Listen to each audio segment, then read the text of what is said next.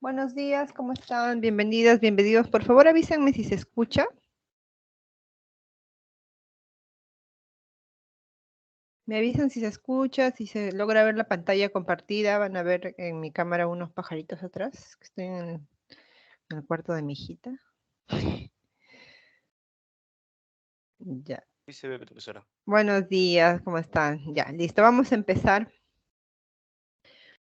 Gracias. Entonces, hoy día es viernes 9 de diciembre y estamos ya en la semana 6 del curso de literatura.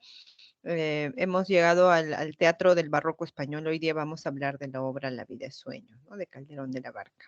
Entonces, este es nuestro temario para el día de hoy. Como verán, eh, vamos a hablar del barroco en general, ¿no? De las características del teatro barroco en España, sus tendencias, y de La vida es sueño, la obra de Pedro Calderón de la Barca.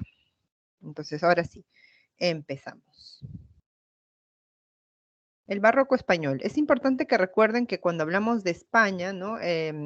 Hablamos de siglo de oro, ¿no? De dos siglos, el Renacimiento y el barroco, o sea, el siglo XVI y el siglo XVII. Entonces, teniendo en cuenta eso, hay que recordar que España ha llegado a colonizar los territorios americanos y se trata de un periodo realmente de esplendor económico para el reino de España, ¿no?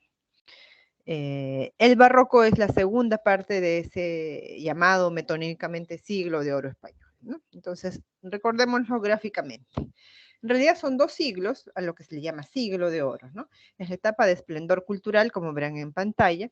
El Renacimiento es la etapa que ya hemos revisado, hemos visto características del Renacimiento, por ejemplo, hemos hablado de los temas del Renacimiento, ¿no? Recordarán ustedes el Beatus Irae, el lugar ameno, el amor, el destino, esos son temas del Renacimiento. Y también hemos hablado de que las características de la novela picaresca, ¿no? La novela picaresca también es de esta época, de la época del Renacimiento. Y ahora nos vamos a dedicar, ¿no? Específicamente a el barroco. Espérense, ¿qué le pasa a este PPT? Ya, ahora sí. Entonces, hemos visto ya el Renacimiento, que es la primera parte, y el Barroco, el siglo XVII, o sea, los años 1600, es una continuación del estilo renacentista. Recuerden que el estilo renacentista es el estilo de la vuelta a los clásicos, ¿no? Por ejemplo, las humanidades, el surgimiento de las humanidades, de la lectura de los latinos, de Horacio, de Ovidio, de Virgilio, ¿no? Ese es el Renacimiento. ¿Qué pasa en el Barroco? Sigue ese estilo renacentista de leer a los clásicos, de buscar en los clásicos una respuesta, una manera de pensar otra vez la situación humana, pero se complejiza aún más. Y este estilo, esta escuela artística llamada Barroco, se va a se va a reflejar en distintos tipos de artes, ¿no? Por ejemplo, en, en la música, en la pintura, en la arquitectura, ¿no? En el caso peruano, porque estamos en plena época de colonización, va a haber también una, una gran escuela de pintura barroca, de arquitectura barroca, ¿no?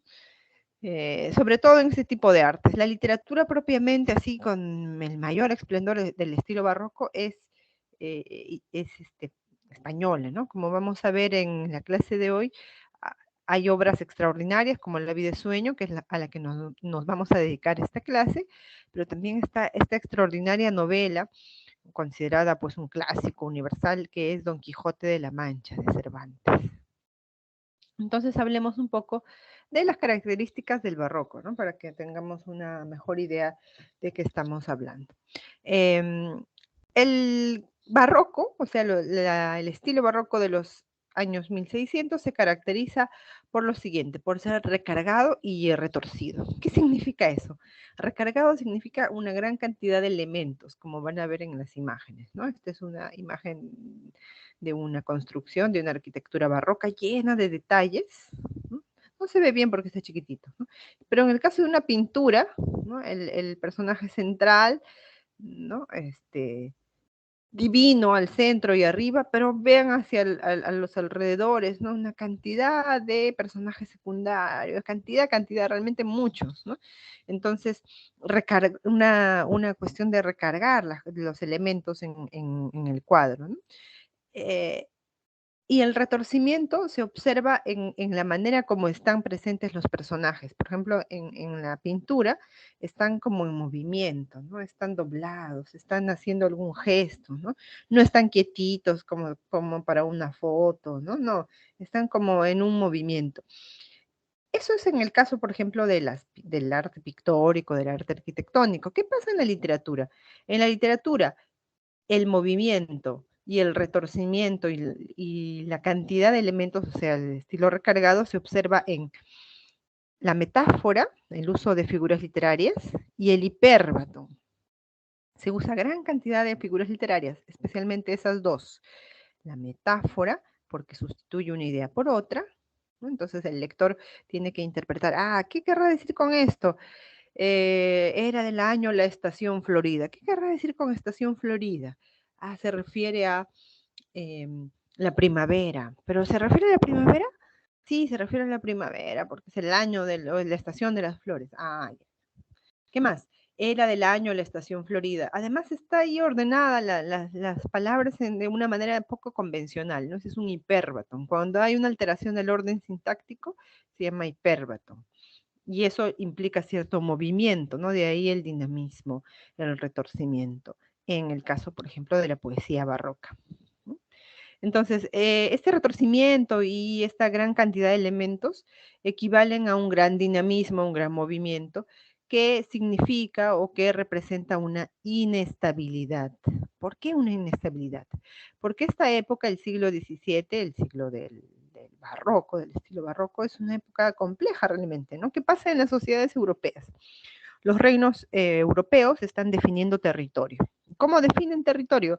A través de guerras, a través de matrimonios, a través de enfrentamientos. Inglaterra, por ejemplo, se enfrenta contra España bélicamente, ¿no? Por territorios de las zonas conquistadas, pero también está el asunto de definir territorios a través de relaciones más sociales, más pragmáticas, ¿no? Un rey que casa a su hijo o sus hijos o su hija con la hija o el heredero de otro trono, y así, ¿no? Entonces, hay un momento de definición, digamos, porque se van perfilando las fronteras de lo que ahora conocemos como países europeos, pero esa definición nunca es sencilla, siempre está mediada por conflictos, ¿no? Entonces, la sociedad está en una época conflictiva, complicada, ¿no? Y esa complicación se representa en el arte también, ¿no? Un arte dinámico, de gran movimiento, pero que lo que hace es representar la inestabilidad que se siente, que se percibe, ¿no? En las sociedades europeas. El hombre, entonces, en las obras literarias barrocas, es concebido como un ser inconstante, pasajero, ¿no? Cuyo final es la muerte. No hay esta especie de esperanza del renacimiento, ¿no? En el que se habla del carpe diem, ¿no? Tomad de vuestra alegre primavera el dulce fruto, ¿no? Antes que el tiempo irado cubra de nieve la hermosa cumbre, decía Garcilaso de la Vega, ¿no? Entonces, hay una esperanza de que la juventud se va, ¿no? Y bueno, luego viene una etapa no tan agradable, pero es una etapa siguiente, que es la vejez, ¿no? En cambio, en los barrocos no piensan eso, ¿no? Los barrocos dicen carpe diem, vive ahora, porque luego todo se termina, te mueres, ¿no? Fin, no hay más que continuar. Entonces, hay una conciencia de la muerte muy importante, ¿no? Y también eso genera seriedad en el estilo, cierto pesimismo en algunas posiciones filosóficas, ¿no? Humanas. ¿Qué más? El arte barroco, también el arte literario, usa muchos contrastes, la vida y la muerte, ¿no? Entonces, carpe diem, vive ahora, ¿no? Aprovecha la vida porque luego simplemente mueres. Entonces, carpe diem, ¿no? ¿Qué más? Otros contrastes, la realidad y ficción, como vamos a ver en La vida es sueño, ¿no? Es importante en La vida es sueño este contraste de Segismundo entre la realidad, lo que él cree su vida, ¿no? Y el sueño. Resulta que lo que él cree su vida no es realmente su vida, ¿no? Porque resulta que estaba dormido o porque ha estado soñando. Entonces, él va a tener un cuestionamiento muy profundo y muy interesante que vamos a revisar en un momentito más. Y otro contraste bien interesante que desarrolla de manera ejemplar el Quijote es entre locura y cordura, ¿no? El Quijote está loco, ha perdido la razón, se cree un caballero medieval en pleno Renacimiento, pero al mismo tiempo es un tipo cuerdo, ¿no? Que tiene una serie de valores y normas de vida, que, que está mucho mejor posicionado en el mundo que la gente con la que se topa, con la que se encuentra cotidianamente, ¿no? Es un hombre que vive con convicciones, es un hombre que tiene normas, es un hombre que tiene esperanzas, energías, alegrías y razones, ¿no? Sentidos de vida, ¿no? A diferencia de muchas personas con las que se encuentran, ¿no? Entonces es un loco, pero sumamente cuerdo. Entonces, uso de contrastes es típico del barroco. ¿Qué más? La vida. La vida en el barroco es una representación, es una ficción, como en la obra que vamos a ver, ¿no? Esta no es una vida, es una especie de preparación para una vida trascendente, ¿no? Entonces estamos ante una posición de los personajes en que la realidad es algo de lo que hay que dudar, ¿no? Esto puede que no sea verdad, ¿no? Esta cosa que nosotros creemos realidad, esta conexión virtual, de repente no es real, diríamos ahora, ¿no? Entonces, ese Gismundo en la vida de sueño nos va a mostrar, a representar de manera extraordinaria esta idea de la vida como representación. No hay una distinción clara entre la realidad y la ficción. Y esto que es fundamental, se incorporan alusiones mitológicas, ¿no? ¿Qué son alusiones? Son referencias, ¿no? Se usa mucho de la mitología clásica grecolatina para hablar de otras cosas, ¿no? Entonces, me refiero al mito del rapto de Europa. ¿Para qué? Para hablar de la estación del año. ¿Cómo? Entonces, no es que el poema va a desarrollar todo el mito del rapto de Europa, Júpiter robándose Europa, no. Simplemente dice un extracto, ¿no? El mentido robador de Europa, media luna las armas de su frente y el sol todos los rayos de su pelo, luciente honor del cielo en campos de zafiro pase estrellas, versos de Luis de Góngora, también poeta del barroco español. ¿Qué está diciendo? Está refiriéndose al mito en que Júpiter, convertido en un toro dorado, se roba a una muchacha fenicia, Europa, de la que se enamora, ¿no? ¿Para qué dice eso? ¿Para contarnos el mito? No, para decirnos el momento del año en que ocurre lo que realmente nos va a contar, ¿no? Lo que realmente nos va a enunciar, que es la historia de un náufrago. Entonces, para hablar de cómo es que en el cielo se ve la constelación de Tauro, ¿no? Se remite al mito de Europa, pero no para desarrollarlo. Entonces, ¿eso qué implica? Implica un lector que conoce esta mitología, un lector bien leído, bien culto, bien enterado, ¿no? Entonces, es una literatura compleja también, el barroco también por eso, ¿no? Porque tiene una expectativa de un lector que conoce ampliamente la mitología. Avancemos. Eso fue el barroco en general. Ahora hablemos del teatro. El teatro barroco español se caracteriza por lo siguiente, ¿no? Eh, a diferencia del teatro clásico que nosotros hemos visto brevemente con Edipo Rey, el teatro del barroco español mezcla lo trágico y lo cómico. Los clásicos, como por ejemplo los griegos, hacían solo perdón, solo tragedia, ¿no? Solo tragedia, Edipo Rey es una tragedia terrible, no hay un momento en que tú te puedas distender como espectador y reírte y decir, ah, qué gracioso, eso. El mensajero, qué chistoso, cómo se le ocurre hacer ese comentario. No. Edipo Rey es solamente una obra trágica, ¿no? Y habían obras cómicas, pero eran de otro tipo, no había una mezcla en la trama, ¿no? De lo trágico y lo cómico, a diferencia de los españoles, que sí, los españoles del siglo de oro, del barroco en particular, mezclan lo trágico, por ejemplo, la historia de un personaje encerrado desde pequeño en una torre, encadenado, que no sabe por qué está ahí, ¿no?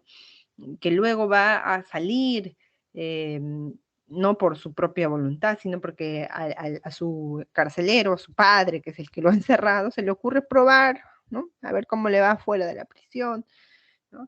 Eh, y como no le va bien, como se porta violentamente, lo regresan, ¿no? Es una cosa terrible, ¿no? La situación de Segismundo en la vida de sueño es terrible, es trágica, ¿no? Sin embargo, en la obra hay momentos de distensión que están acompañados por el personaje gracioso, ¿no? Entonces, el teatro del barroco emplea personajes tipo, como por ejemplo el gracioso. El gracioso en La vida de sueño se llama Clarín. Es un personaje secundario, es más episódico, ni siquiera secundario, que está ahí de pasadita en algunos momentos, solo para decir cosas divertidas y bajar la tensión de la trama central, ¿no? La situación de Segismundo y lo que ocurre en esa línea de la historia es difícil, es realmente trágica, ¿no? Pero de pronto aparece Clarín haciendo comentarios simpáticos, graciosos, ¿no? Y hace reír al público, ¿no? El reír al espectador. ¿Para qué se mezcla lo trágico y lo cómico en el teatro barroco de España? Para otorgar un mayor realismo a las obras, ¿no? Para que las obras sean más verosímiles, más parecidas con la realidad. El hecho de que sean más realistas implica también que no va a haber elementos fantásticos, por ejemplo, la aparición de un dios que viene y arregla todo. No, no, no. En las obras del teatro barroco la temática es muy, muy realista. El hecho de que sea realista y de que haya cosas, elementos cómicos, es para generar un mayor deleite en el espectador, que el espectador diga, ah, qué interesante, ¿no? Se sienta comprometido con la obra, se sienta animado a seguirla viendo, ¿no? Y justamente para eso también se recurre al suspenso, ¿no? Las tramas de estas obras barrocas no están dadas desde el inicio, no es que desde el inicio sabemos qué le ha pasado a Segismundo, no, sabemos que está encerrado. Luego nos enteramos por qué. Luego sabremos qué le ha pasado al padre, ¿no? Luego sabremos por qué el padre ha cambiado de opinión, ¿no? Luego sabremos cómo reacciona Segismundo ante el cambio de situación, ¿no? Cuando lo llevan al palacio, ¿no? Entonces, poco a poco se van develando las cosas en las tramas del teatro barroco, lo que va a generar suspenso en el espectador, ¿no? Siempre esperando a ver qué más pasa, y qué pasó, y por qué esto, ¿no? Una expectativa constantemente en el espectador. El teatro barroco, ya hablando de características formales, está escrito en verso, versos de 8 sílabas. Recuerden que la medida del verso es contando las sílabas, ¿no? La métrica o medida del verso. El verso que más se usa es el verso octosílabo en el teatro barroco. Y la acción, ¿no? Tiene mayor importancia que los personajes. Esto principalmente en el estilo del teatro popular, que es el estilo de Lope de Vega, ¿no? Recordarán ustedes de Fuente Ovejuna, y en la obra Fuente Ovejuna, más allá que Laurencia y Frondoso, que son los enamorados de la obra, ¿no? Más que la historia de ellos, lo importante es la acción, ¿no? Cómo el pueblo reacciona ante las injusticias del comendador Fernán Gómez de Guzmán. Ahora, en el teatro cortesano, que es el que nosotros vamos a ver de Calderón de la Barca, los personajes sí son importantes. Segismundo es un personaje reflexivo, un personaje que, que se toma su tiempo para pensar. Se toma porque está encerrado, ¿no? Pero tiene la capacidad de reflexionar sobre lo que le está ocurriendo, en dos monólogos muy, muy bonitos, muy líricos, ¿no? Muy poéticos, ¿no? Entonces, en el teatro cortesano sí hay una profundidad en los personajes, ¿no? Los temas del teatro barroco son muy variados, ¿no? Hay temas mitológicos, temas históricos, como los de Lope de Vega, temas más bien religiosos, como los de La vida de sueño, ¿no? Es una obra profundamente religiosa, en el sentido de la religión cristiana católica. El teatro del barroco está dirigido a un público muy heterogéneo, muy diverso, ¿no? Socialmente muy diverso. Hay gente que va a ver a las obras de teatro en los corrales de comedia, que eran literalmente corrales, ¿no? El dueño del corral sacaba los animales, hacía un espacio en su corral para que ahí se arme el estrado, ¿no? Lo que iba a ser el escenario.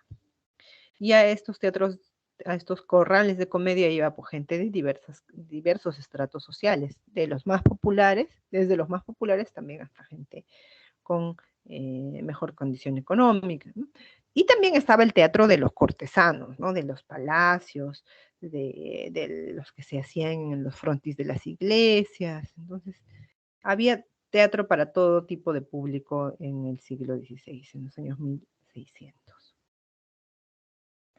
Estas son las dos tendencias, la tendencia popular de Lope de Vega, autor de Fuente Ovejuna, es una tendencia nacionalista que habla de temas de España, muy inventivo, ¿no? Muy eh, sorprendente en las temáticas que trata, ¿no? Es muy popular porque va dirigido para un público muy amplio y trata temas históricos, ¿no? Temas que los espectadores españoles pueden reconocer. Ah, sí, esto ocurrió en el reinado de tal rey, ¿no? Era así, era así, ah, es cierto, ¿no? Entonces se vincula mucho con la realidad de la gente. En cambio, el teatro de tendencia cortesana, que es el de Calderón de la Barca, ¿no? Trata más bien temas filosóficos y reflexivos, ¿no? La filosofía, la reflexión y la religión católica van de la mano en el teatro de Calderón de la Barca, ¿no? Hay una tendencia en este teatro de Calderón de la Barca a la idealización y a la alegoría. Los personajes son idealizados, ¿no? Muy reflexivos, como Segismundo, ¿no? O muy poderosos, pero también capaces de cuestionarse, ¿no? Son personajes realmente extraordinarios, más allá de lo común y corriente, ¿no? De un ser humano común y corriente. Y la alegoría se refiere pues este, al uso de símbolos. La simbología que aparece de manera constante en La vida es sueño es una simbología de la religión cristiana católica, ¿no? Por ejemplo, eh, en el primer monólogo, Segismundo se queja de su falta de libertad, ¿no? Y se pregunta, ¿por qué él está preso? ¿Qué cosa ha cometido? ¿No? ¿Cuál es su pecado? ¿No? Todos los hombres pecan, es cierto, pero él qué ha hecho si desde que tiene conciencia, uso de razón, desde que recuerda, está encerrado? ¿Cuál ha sido su crimen? Ah, dice, mi pecado es haber nacido, ¿no? Pero ¿por qué me castigan a mí por ese pecado con tanta crueldad? ¿Por qué su pecado es haber nacido? Él está haciendo una alegoría, ¿no? Una simbología y una referencia a la idea del dogma católico del pecado original. ¿No? Recordarán ustedes el pecado original, el de Adán y Eva, que son expulsados del paraíso, ¿no? Por comer la manzana prohibida. Bueno, entonces, el dogma, ¿no? el pecado original que cae sobre Adán y Eva es heredado luego por los católicos, ¿no? Por su prole, por todos sus descendientes. Ese es un pecado con el que nacen todos, según la doctrina cristiana católica, ¿no? Y entonces a eso alude Segismundo. Y otra alegoría constante en la obra es esta idea de la posibilidad de elegir, ¿no? Hay un contraste entre la predestinación en la que cree el rey Basilio, padre de Segismundo, y lo que demuestra Segismundo. ¿Cómo es, a pesar de que ha sido dicho, predestinado por los astrólogos, que va a ser un tipo tirano y cruel? Segismundo demuestra que no, que es capaz de reflexionar y decidir sobre sí mismo, sobre su vida. Es decir, es un hombre con libre albedrío. Este concepto de libre albedrío es nuevo en la época de Calderón de la Barca, tiene menos de 100 años, como concepto del dogma católico, ¿no? Y entonces la obra va a ejemplificar muy bien el libre albedrío, ¿no? ¿Qué más como característica cortesana del teatro cortesano? La perfección formal y técnica. Vamos a ver ahora lo bien escritos que están los versos que parecen poemas, ¿no? Los diálogos de los personajes. Por eso mismo hay un mayor lirismo, ¿no? Entonces nosotros vamos a dedicarnos hoy día al teatro barroco español de la tendencia cortesana. Hoy se me va el, la, el pulso. Hablemos entonces de La vida es sueño, de Pedro Calderón de la Barca, que es el mayor representante del teatro barroco en España, que nace en el siglo XVII, justamente comenzando en los años 1600 y fallece en 1681. Esta obra extraordinaria es de 1635, como verán, ¿no? Entonces, veamos algunas características formales. La obra de teatro pertenece entonces al género dramático. La especie se llama drama filosófico. Está escrita en versos de 8 sílabas, versos octosílabos, y está dividida en 3 actos o jornadas. 3 actos o jornadas. ¿Qué más con respecto a las características formales? La obra es de carácter alegórico, está llena de simbologías religiosas, ¿no? De la doctrina católica, del dogma católico. Utiliza un lenguaje culto, un castellano muy castizo, es decir, puro, sin mezclas de lenguaje coloquial o muy poco del lenguaje coloquial. Está ambientada en Polonia la obra, no ocurre en España, sino en Polonia. Y los personajes son todos de la nobleza polaca o de la nobleza de Moscovia, ¿no? Entonces eso para empezar. Pido un segundo para tomar una captura de pantalla antes que me olvide. Y ahorita continuamos.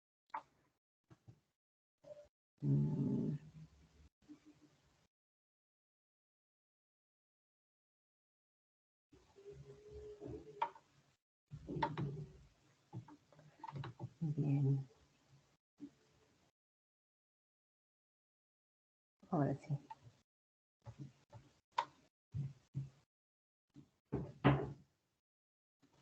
Listo. Continuamos.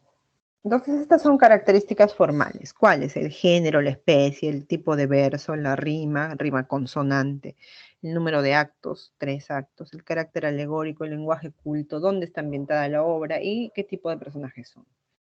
Características de forma. ¿Cuáles son las características de fondo? El tema o los temas y el argumento. Entonces, vamos ahora sí al argumento de la obra. En el primer acto, vamos a conocer el personaje principal, que es Segismundo. Segismundo vive encerrado y aprisionado, ¿no? Lleno de prisiones. Prisiones es un sinónimo de cadenas. Aprisionado en una torre, ¿no? En el reino de Polonia. No vive en el palacio, ¿no? Vive en una torre lejana del palacio. No conoce a nadie más que a un solo hombre que se llama Clotaldo. Clotaldo es su carcelero, o sea, la persona que lo mantiene encerrado, pero también es su profesor, su ayo. Ayo quiere decir maestro, profesor, ¿no? Le enseña cosas, es el que lo educa. Es el único ser humano al que Segismundo conoce. Él está encerrado, ¿no? En la torre, quejándose tristemente de su suerte, cuando una muchacha llamada Rosaura, que viene vestida de hombre y acompañada de un mequetrefe llamado Clarín, llegan por casualidad a esta torre donde está Segismundo prisionero. ¿Mm? Ellos han llegado por error, ellos no iban a la torre, ellos iban al palacio de Polonia. Rosaura viene vestida de hombre porque es una mujer que está andando sola por los reinos, ¿no? Ha salido sola de Moscovia, ¿no? Y solo acompañada del mequetrefe Clarín, que ni siquiera es un hombre que la pueda defender, ¿no? Entonces, para evitarse mayores complicaciones y cuestionamientos, va vestida de hombre. Rosaura va en busca de un hombre que la ha engañado, un hombre que se ha aprovechado de ella, le ha prometido matrimonio, pero luego la abandona en Moscovia. Rosaura va a buscar a este hombre para exigirle que cumpla su promesa de casarse con ella. y llega hasta Polonia, donde se supone que ha huido este hombre, este mal hombre, y en lugar de llegar al palacio de Polonia, donde debe encontrarlo, llega a la cárcel donde está Segismundo. Y escucha a Segismundo quejarse de su triste historia, ¿no? Acá hay un fragmento del primer monólogo de Segismundo. Dice Segismundo: ay, mísero de mí, y ay, infelice. Apurar cielos pretendo, ya que me tratáis así. ¿Qué delito cometí contra vosotros naciendo? Aunque si nací, ya entiendo qué delito he cometido. Bastante causa y rigor, bastante causa ha tenido vuestra justicia y rigor, pues el delito mayor del hombre es haber nacido, ¿no? Entonces yo les decía, esta es una alusión al pecado original, ¿no? El de Adán y Eva. ¿Por qué si solamente he nacido, no? ¿Por qué me castigan a mí así y no como a todos los demás, ¿no? Que no les castigan solo por nacer, ¿no? Entonces Rosaura lo escucha y se conmueve porque ella creía que lo que le pasaba a ella era lo peor que le puede pasar a un ser humano, pero no, resulta que es un ser humano que en peores condiciones que ella, ¿no? Todo encerrado, todo encadenado y que no sabe por qué lo han encerrado. Entonces Rosaura se acerca a Segismundo con el objetivo de consolarlo, pero Segismundo no está acostumbrado a la presencia humana y como este es un extraño, dije porque Rosaura viene vestida de hombre, ¿no? Segismundo la agarra del cuello y la va a estrangular cuando de repente aparece Clotaldo. Y Clotaldo salva a Rosaura, toma prisionera a Rosaura y a Clarín y los lleva a palacio, al palacio de Polonia, delante del rey. El rey de Polonia se llama Basilio. Y Basilio debería matar a este par de descubridores de su secreto, porque Segismundo es un secreto, ¿no? ¿Quién es Segismundo? Segismundo es hijo del rey Basilio y está encerrado ahí en esa torre prácticamente desde que nació. ¿Por qué lo han encerrado? Aquí hay un diálogo entre Basilio y Clotaldo, en el que se recuerda por qué Segismundo está encerrado, ¿no? Basilio va a recordar que años atrás, cuando la madre de Segismundo estaba gestando a Segismundo, eh, había un designio terrible sobre su hijo, ¿no? Basilio, que creía en los astrólogos, porque esa era la ciencia de la época, la astrología, ¿no? Pide consejo a los astrólogos y los astrólogos le dicen que este hijo suyo va a nacer con mala estrella, ¿no? Que lo que debe él premunirse, debe hacer algo al respecto porque va a ser un tirano, un terrible dictador, una especie de pésimo gobernante, pero además cruel, ¿no? Sanguinario, y lo va a humillar. No dice que lo va a matar, ¿no? No va a matar al padre, esto no es Edipo, pero sí lo va a pisotear cuando Basilio sea un hombre mayor. Basilio se preocupa y durante la gestación, la mamá de Segismundo sueña constantemente que da a luz un monstruo, ¿no? Tiene estas pesadillas terribles.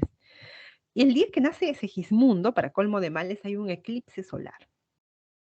Y la madre, ¿no?, tiene un parto complicado y muere en el parto. O sea, con todos estos signos, entre comillas, ¿no? Basilio cree que en efecto su hijo es una persona terrible, ¿no? Que está destinado realmente a ser un pésimo gobernante, un pésimo ser humano, ¿no? Entonces decide construir una torre donde lo va a encerrar. Entonces va a encerrar a Segismundo en una torre para evitar esta barbaridad, ¿no? De que sea pues un tirano y cruel gobernante. Entonces el pobre Segismundo queda encerrado prácticamente desde que nace, ¿no?, en esta torre a causa de estos designios terribles. Y eh, años después, cuando Basilio ya es un anciano, tiene una duda, ¿no? ¿Cuál es su duda? Su duda es, ¿y si Segismundo no es tan malo como dijeron los astrólogos? Total, al fin y al cabo Segismundo no ha hecho nada malo, ¿no? Segismundo simplemente ha sido predestinado, pero ha vivido todo el tiempo encerrado. Por otro lado, Basilio tiene que dejar un heredero y nadie sabe de la existencia de Segismundo. Basilio tiene, sin embargo, dos sobrinos.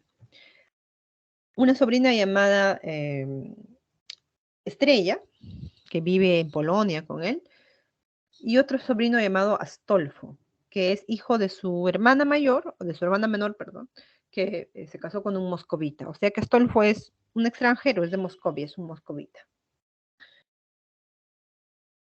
Y Astolfo, el sobrino Astolfo, sabe que él es un posible heredero, ¿no? Pero también sabe que su prima Estrella es otra posible heredera. Así que para heredar sí o sí, Astolfo le ha propuesto matrimonio a su prima.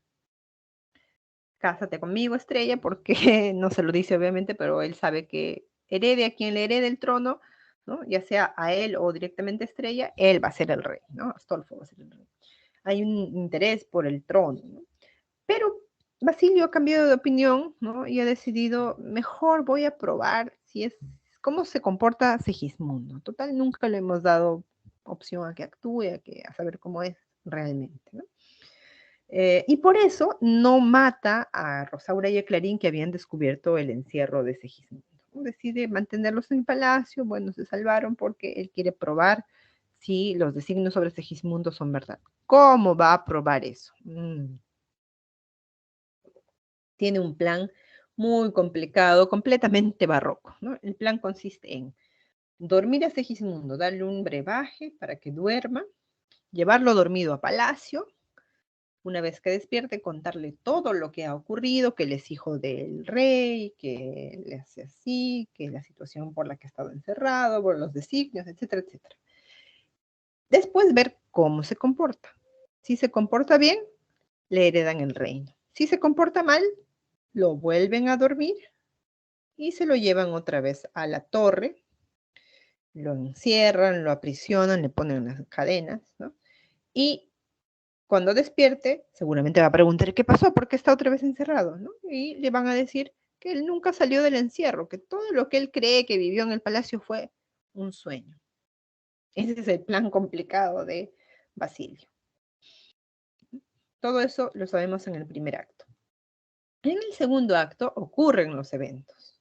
¿Quién es el encargado de dormir a Segismundo y trasladarlo? Clotaldo, porque es el único ser humano al que conocía de Segismundo, ¿no? Entonces Clotaldo le da un brebaje a Segismundo con el que lo hace dormir, lo llevan a palacio. Segismundo despierta muy confundido en el palacio, ¿no? Con empleados, con ropa fina, sin cadenas. ¿Qué está pasando, no? Y entonces Clotaldo aparece y le cuenta, ¿no? Bueno, resulta que tú eres Segismundo, hijo del rey de Polonia, Basilio, que has estado encerrado por estos designios, etcétera, etcétera, ¿no? Pero tu padre quiere probar cómo te comportas y Segismundo reacciona muy mal. Segismundo quiere estrangular a Clotaldo. Clotaldo huye felizmente antes de que lo ahorquen, ¿no? Y luego se presentan ante Segismundo su primo Astolfo, el duque de Moscovia. Segismundo lo saluda muy secamente. Y luego se presenta su prima Estrella, que es la primera mujer que Segismundo ve en su vida, ¿no? Propiamente vestida como mujer. Entonces, Segismundo se emociona y le empieza a piropear. Y un empleado que está por ahí del palacio le dice a Segismundo, señor, no le hables así a tu prima porque es tu prima, ¿no? No debes hablarle de esa manera tan vulgar. Segismundo lo manda a callar, cállate, ¿no? Y sigue con los piropos Estrella. Y el empleado insiste, señor, además tu prima está comprometida con tu primo Astolfo, ¿no? Y Segismundo lo vuelve a callar y le dice, una interrupción más y te saco por la ventana. Y el empleado le dice, señor, usted no puede hacer eso. Ah, no puedo, dice Segismundo. Vamos a ver si no puedo. Lo levanta en peso y lo saca por la ventana. Y el pobre empleado, al caer, ¿no? Cae desde lo alto del palacio, muere.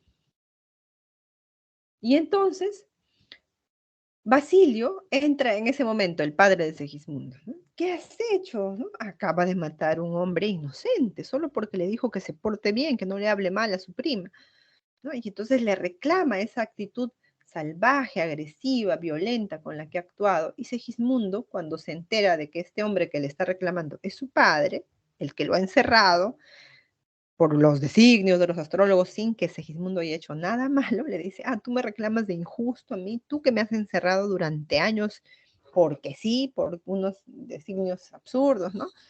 Entonces hay un enfrentamiento verbal entre padre e hijo, muy fuerte, ¿no? Así que Basilio decide, no, este hombre no está preparado, es un salvaje realmente, hay que regresarlo al encierro.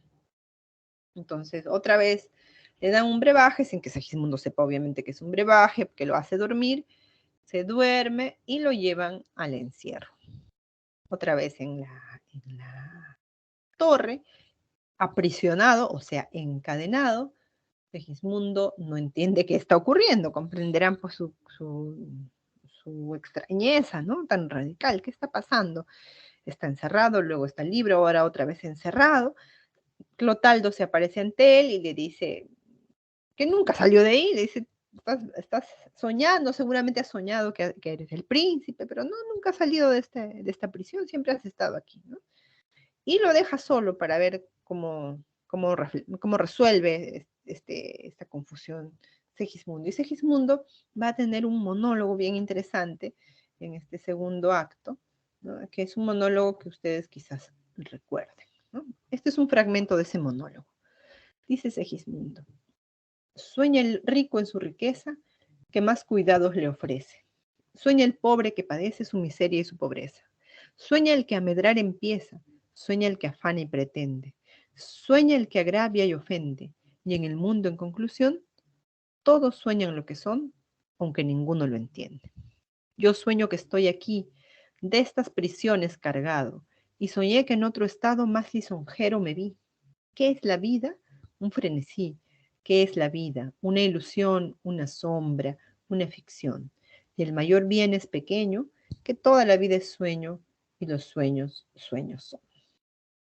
O sea, ¿qué está diciendo Segismundo? Que esta vida es solo una ficción, no es real, ¿no? Todo lo que él está viviendo no es la realidad. Y entonces, si no es la realidad, ¿qué implica eso? Que hay una otra realidad. Si él está soñando en algún momento, va a despertar. Y ese despertar va a ser a una vida trascendente, a una vida real, que según el dogma sería, el dogma de la Iglesia Católica sería la vida eterna. O sea, el despertar es la muerte, y lo que viene después es la vida eterna. Y esta vida es una ficción como de prueba, ¿no? A ver cómo te comportas. Si te comportas bien, te vas luego al paraíso, si no, al infierno, y si te arrepentiste, al purgatorio. Entonces, si la vida es un sueño, ¿no? Segismundo entiende y decide que debe comportarse bien, ¿no? Que debe ser más ecuánime, más equilibrado, más racional y más justo, para ganarse un mejor espacio en la vida eterna, en la vida real, en el más allá. ¿No? Entonces, en esas reflexiones está Segismundo en este segundo encierro, ¿no? En el segundo acto. En el tercer acto, ¿no?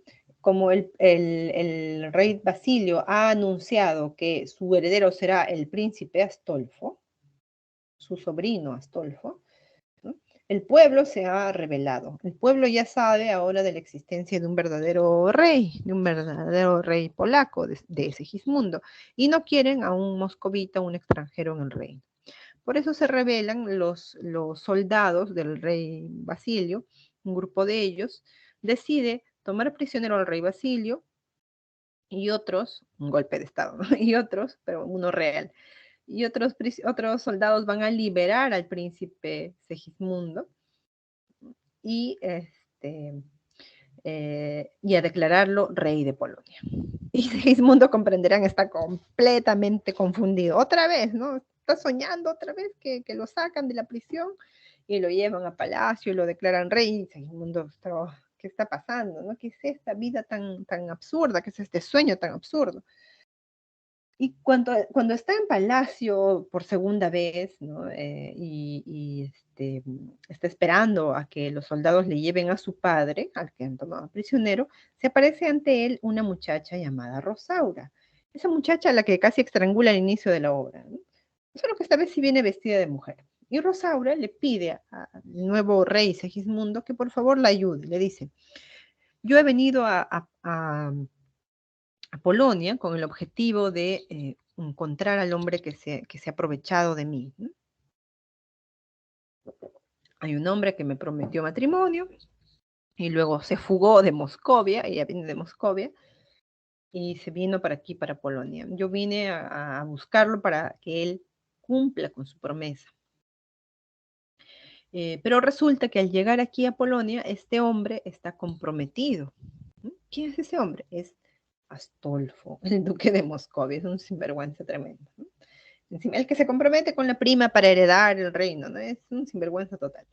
Entonces Segismundo le promete a Rosaura que si se trata, que si está en sus manos y si él puede, ¿no? Va a ayudarla en efecto a solucionar su asunto con Astolfo. ¿No? Entonces, Segismundo está siendo más ecuánime, más racional, más cuerdo, ¿no? No actuar eh, tan efusivamente, sin pensar.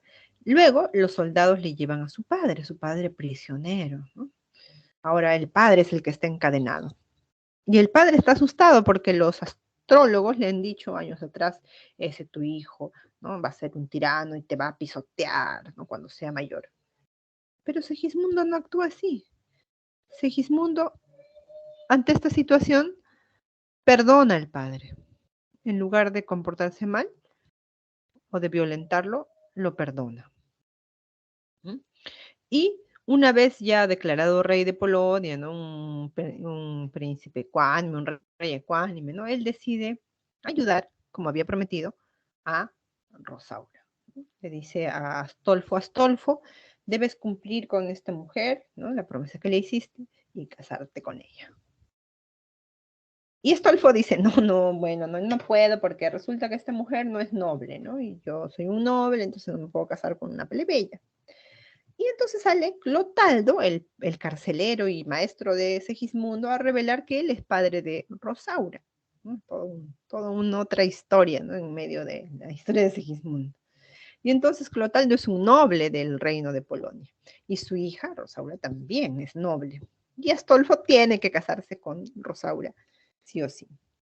Y Segismundo dice que para no dejar a su prima Estrella sin compromiso, porque estaba comprometida con Astolfo, él mismo la va a tomar como esposa. Ya sabemos que le había gustado la prima desde el inicio, ¿no? Pero él termina esta obra así con esta actitud de ecuánime, del que lo arregla todo, ¿no? Disculpa al padre, ayuda a Rosaura, ¿no? Separa a la prima, pero no la deja sin compromiso, sino que él mismo la va a tomar como su esposa, ¿no? Entonces la obra tiene un final resolutivo, bueno, ¿no? En vez de conflictos, resoluciones, ¿no? ¿Cuáles son los temas? Los temas principales son los siguientes: la existencia humana entre la vida y la ficción, la realidad y el sueño, ¿no? La vida que Segismundo creía que era la vida real, resulta que no, porque cambia, varía, ¿no? Está en la cárcel, está en el palacio, otra vez está en la cárcel, ¿no? Otra vez en el palacio. Entonces, esta vida es una ficción, dice Segismundo, ¿no? Y como una ficción, hay que comportarse bien en ella porque habrá una vida real que es el más allá, ¿no? El más allá trascendente, en el cual viviremos de acuerdo a cómo nos hemos comportado en esta. ¿De dónde saca eso? Repito, del dogma cristiano católico. Pero la obra además representa o presenta un personaje que ha sido marcado por los designios de los astros. Este tipo va a ser de lo peor. Y resulta que no es. Es un personaje que tiene la capacidad de decidir sobre su vida, que tiene capacidad de reflexionar y cambiar. ¿Eso qué es? Eso es el libre albedrío, un concepto del dogma católico bastante nuevo en la época en que aparece la vida de sueño. Porque antes del libre albedrío, ¿no? La idea de la predestinación era importante en la doctrina, ¿no? Entonces Dios te crea con un camino, un destino, ¿no? Tú tienes que encontrar el camino que Dios tiene para ti, ¿no? Pero si me pasan estas cosas terribles, no, debe ser porque Dios tiene algo preparado para ti. ¿Cuál es el problema de esta idea de la predestinación divina? El problema es que si hay gente agresiva, violenta, terrible, ¿no? Malas personas, ¿no? También sería culpa de Dios, porque el Dios los ha predestinado para ser así. Entonces la doctrina encuentra ahí un vacío, ¿no? No podemos decir pues que Dios ha creado seres malos por propia voluntad, ¿no? Humanos así que han crecido o existen para la maldad por decisión divina, no, no puede ser. Entonces, para evitar esto, se crea el concepto, ¿no? Del libre albedrío. Bueno, resulta que Dios tiene un camino para ti, que es el camino del bien, pero tienes la posibilidad de escoger, de decidir. Si quieres seguir ese camino del bien o si te desvías. A esa posibilidad de escoger, ¿no?, se le llamará libre albedrío. Y lo que hace Segismundo en la obra es mostrar constantemente que él tiene libre albedrío, ¿no?, que él es un hombre con la capacidad para decidir, para escoger sobre su destino. Es un hombre con libre albedrío. Entonces estos dos son temas principales, la existencia humana entre la vida y la ficción y el libre albedrío. Temas secundarios, la predestinación, la de los astrólogos. Falla, ¿no? La obra quiere decirnos, oye, está mal, no existe la predestinación, porque existe el libre albedrío, ¿no? La falta de libertad, ¿no?, que está también representada por Segismundo. Segismundo, de hecho, dirá, ¿no?, el mayor bien del hombre es la libertad, el bien más preciado del hombre, ¿no? Y el perdón del hijo al padre, ¿no?, en lugar de la venganza, de la humillación, del pisoteo que decían los astrólogos, el hijo demuestra, primero, que puede escoger sobre sí mismo, sobre su vida, y luego que en esa su elección, ¿no?, él opta por el perdón, por la bondad, ¿no?, por, por la reconciliación con el Padre. Y finalmente, las luchas por el poder. ¿Quiénes se están enfrentando por el poder? Los primos, ¿no? Astolfo y Segismundo principalmente, ¿no? Astolfo es el personaje que evidencia de manera más directa esta angurria, este interés por el poder económico, ¿no? O sea, quiere él el reino sí o sí, y si para eso tengo que casarme con mi prima, me caso con mi prima, ¿no? Pero había dejado a una mujer en Moscovia, no le interesa, ¿no? Él va solo por el poder, ¿no? El mismo rey Basilio está en este juego de las luchas porque él no sabe a quién dejar como heredero, ¿no? Y finalmente Segismundo, que es colocado por el pueblo rebelde, ¿no? Y que al final él opta por la ecuanimidad, ¿no? Y convertirse en efecto en el rey, ¿no?, pero perdonando al padre. Bien, entonces hasta aquí llegamos. Es una obra interesante y compleja. Si hay dudas al respecto, ahí están las claves en pantalla. Pero si hay dudas al respecto sobre la obra, sobre las separatas, sobre algún tema de la clase, recuerden que hay una hora de consultas académicas. Yo estoy esta tarde de 3 a 4, así que podemos vernos ahí si desean ustedes profundizar en algún punto o que revisemos juntos alguna pregunta de la práctica. Listo. Yo me quedo aquí. Dejo de compartir. Y nos vemos la próxima semana. Cuídense. Hasta luego. Voy a retirarme.